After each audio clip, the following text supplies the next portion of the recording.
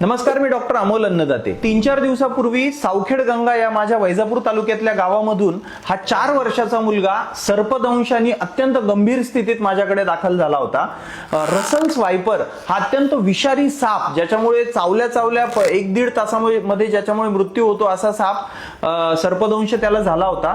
पण नातेवाईकांनी 25व्या मिनिटाला त्याला हॉस्पिटलमध्ये आणलं आणि 30व्या मिनिटाला त्याला उपचार सुरू झाले।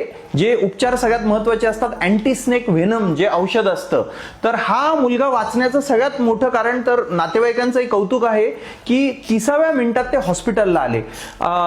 अनेक शेतकऱ्यांच्या लहान मुलांचा शेतामध्ये इतरत्र सर्पदंशामुळे मृत्यू होत असतो। हे टाळण्यासाठी सगळ्यात महत्त्वाची गोष्ट असते की पहिल्या 1 तासामध्ये त्या रुग्णाला अँटी स्नेक व्हेनम हे औषध मिळायला हवं आणि त्याला तुम्ही तातडीने हॉस्पिटलमध्ये घेऊन जायला हवं। आणि मी तर असं म्हणेल की तुमच्या ग्रामपंचायत कार्यालयामध्ये तुम्ही ग्रामपंचायत किंवा सगळं गाव मिळून लोकवर्गणीतून एक 20 व्हायल्स तुम्ही ASVच्या तुमच्या कार्यालयामध्ये ठेवा आणि कोणालाही सर्पदंश झाला तर त्या 20 व्हायल्स घेऊनच तुम्ही डॉक्टरकडे जाऊ शकता। काही रुग्णालयांमध्ये अवेलेबल नसतात आणि पहिल्या तासामध्ये जर हे ASV औषध मिळालं आणि महत्त्वाचं अजून एक होतं की हे साप घेऊन आले होते, त्याच्यामुळे तो सापही आम्हाला ओळखता आला। तर हे औषध प्रत्येक सर्पदंशाच्या रुग्णाला मिळणं महत्त्वाचं आहे।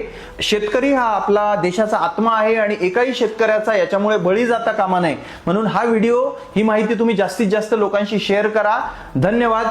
जय महाराष्ट्र।